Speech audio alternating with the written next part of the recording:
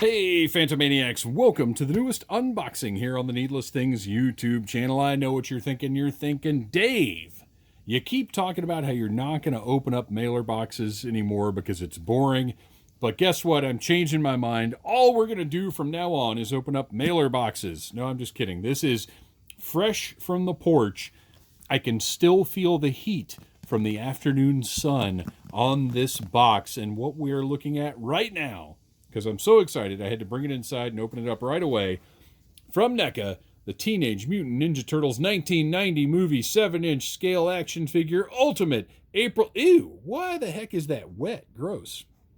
Oh, you know what? I'm looking, and you can see the stickiness from the tape so that's probably a little sticky for yuck. I don't want to touch that. My hands already feel disgusting just from looking at the stickiness. So we're going to get our trusty 1964 box cutter, slice right through that repulsive sticky tape, and find, I am assuming, a puffy air container inside, because the way this box is distended suggests to me that something is in there taking up a lot of room. And yep, sure enough, look at that. I love these guys. NECA, you are the best. All right, let's get rid of this potentially sticky disaster of a nightmare. Look at this crazy thing. This is wild. All right. Oh, man, look at that. Right on the front of the box. Look at this great lenticular box front, you guys. Now, while I did follow along with Judith Hogue on her Instagram, and I think later on YouTube, detailing of the creation of this action figure, I didn't know that the box was going to be like this. I think that's awesome. It's going to be, this is going to be a keeper in some way, shape, or form. And what kills me is Judith Hogue was just here in Atlanta at a convention, and I was working the whole weekend, so I couldn't go. And I didn't have this figure yet anyway, so it's not like I could have gotten her to sign it. But the good news is she's doing conventions, so when you get your Ultimate April O'Neil, hang on to it. Side of the box looks great. We've got the figure in multiple poses. We've got the turtles. We've got all the good stuff that we've come to know and love from NECA's 1990 Ninja Turtles line. On the back, April O'Neil. Now you can catch America's favorite green teens in their first live-action blockbuster film. Oh, well, this is just the thing from the movie, so this isn't specific to April, so I'm not going to bother reading it. Great box. Great package. Love it. Let's open up the front. That little Velcro button right there. We've got April leaning up against the van, which, by the way, NECA, I'm not going to lie, if you wanted to make that van, I'd probably end up having to buy it. And then April herself. Let's go ahead and just get her out of here so we can take a look at this figure. Oh, and bottom of the box, very, very important, all of the credits for everybody that helped make this figure happen, from sculpting to package design to everything else. And then special thanks to Judith Hogue. That's awesome. And she was such a huge part of making this figure happen. So follow her on Instagram.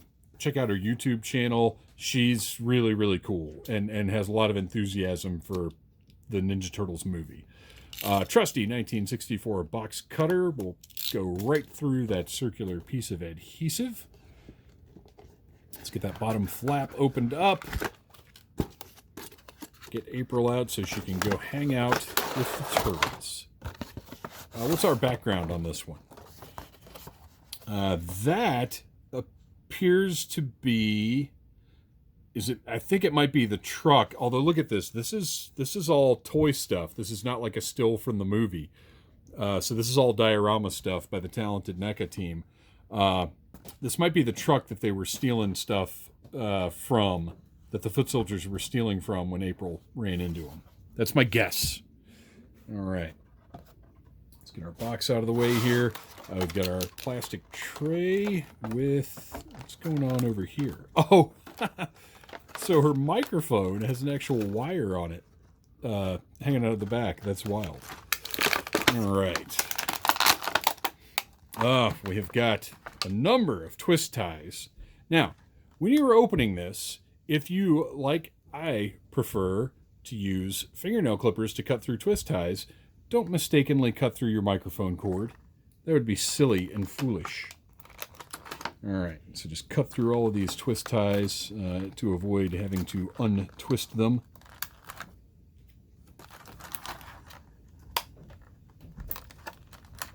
I will buy basically anything that NECA wants to put out, or really that anybody wants to put out, related to the 1990 Teenage Mutant Ninja Turtle movie, Teenage Mutant Ninja Turtles movie. It's one of my favorite movies of all time. I think it is, to date, still the greatest comic book adaptation of all time. And I love it. I will buy pretty much anything that comes out related to that movie.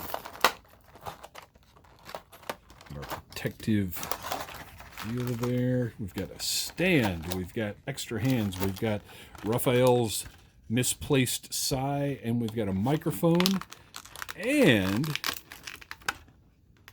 we'll take a look at all these goodies in a minute.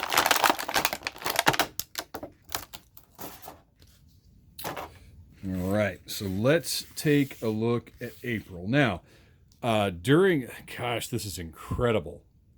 During the sort of making of that we got, I will tell you right now, the first thing, ooh, gosh, yikes. NECA, come on, you guys. You're better than this. Why would we not just mold? Look down here too. Oh, these discs look terrible. We've also got a little bit of a bent ankle here, but I'll heat those legs up and straighten those ankles out. NECA, come on. This is no good. These discs being a completely different color on your ultimate figure, that's pretty rough, you guys. You can do better than this. All right, well, let's take a look at everything else, because everything else looks absolutely incredible. Look at the likeness on this sculpt, the painted detail of the makeup, the hair, you can see the earring back here. I mean, the spot on looks amazing. It's got a little brooch here. I'm sure there's a different term for it when it's up at the collar there. I don't know what it is, but that little piece of jewelry looks incredible. And something that's important to note, some of these little pieces Judith Hoag still had. I want to say maybe even the handbag here, which we'll look at closer in a second.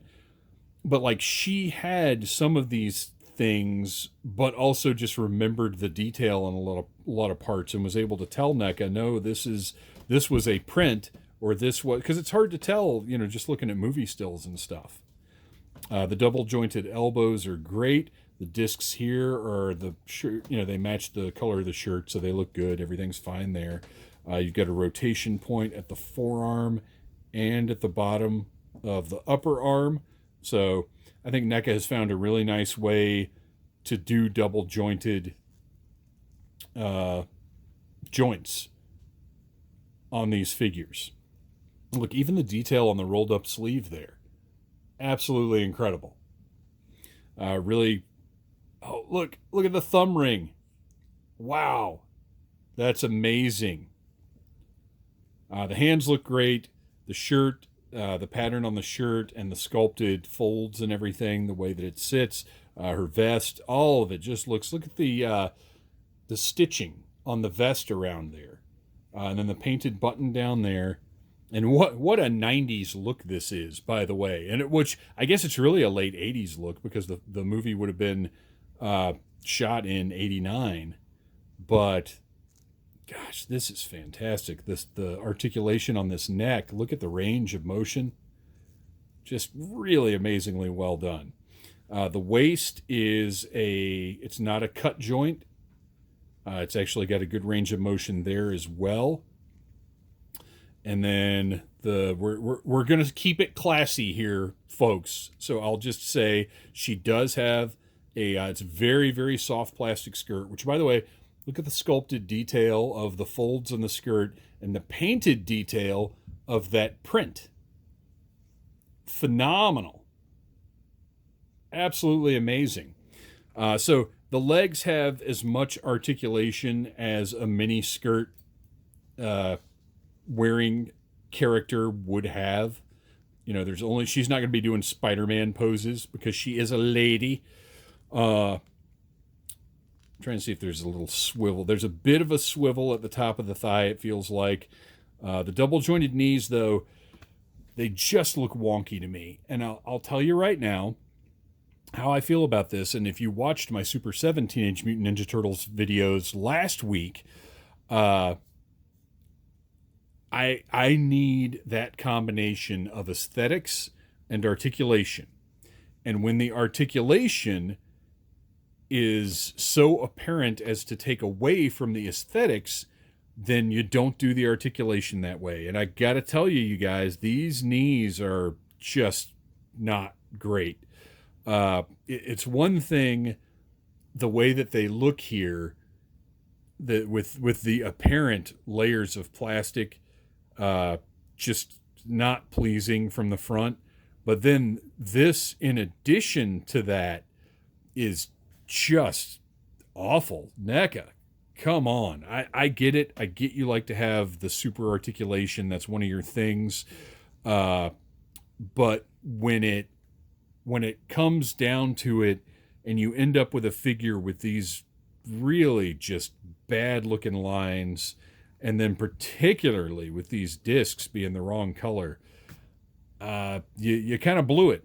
I'm sorry. I would rather have, if you remember the figures from Death Proof or the Grindhouse figures, I guess, the Planet Terror figures, not Death Proof, Planet Terror. They just had sort of straight legs. I'd rather have just straight legs than what you guys have created, what NECA has, what you guys, like NECA's watching this video. I'd rather have that than what NECA has done here, because it just doesn't look good. And you know, I'm going to put it on the shelf. It doesn't make me like just, hate the figure. The figure is no good anymore. But this just doesn't look good. Those knees are just bad all the way around. But if you do that, then the figure is unbelievable and really a trademark of just how amazing NECA is. So let's take a look at everything that came with April O'Neil, because that is just as important an aspect of an Ultimate action figure from NECA as the figure itself. We've got the purse or handbag, whatever you want to call it, that is just incredible. The painted detail on this is unbelievable. And it looks, if you hold this up next to a frame from the film, it's going to be accurate. I'm not going to do that. Oh, look at this. Whoa. Look at that. Of course, it has to open up because she has to be able to put the sai inside, right? Right. It's almost like one of those old coin purses. We've got a little flaking from the paint. That's what I was feeling. I felt like something flaky was on here, but I couldn't figure out what it was. It's the paint from the flexibility of the opening purse. We've actually got some paint loss going on here. Oh, major paint loss on this side. Yikes. Again, I'm going to say, NECA, come on. You can do better than this. I love the fact that it opens up and we need to be able to put Raphael's sai. Nicely painted and detailed. Great sculpt. It is rigid. It's not like rubber like a lot of weapons nowadays. And you need to be able to put it. I don't remember exactly how it's sitting in here. I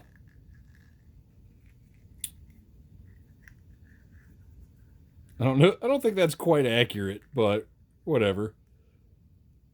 It's all right. I'll take it. It's not bad. Looks good. I'm probably going to put her on the shelf like this. So the purse looks fantastic, but you're going to lose paint on it. That's just how it is. All right. We have some alternate hands that are great. You've got a hand for the microphone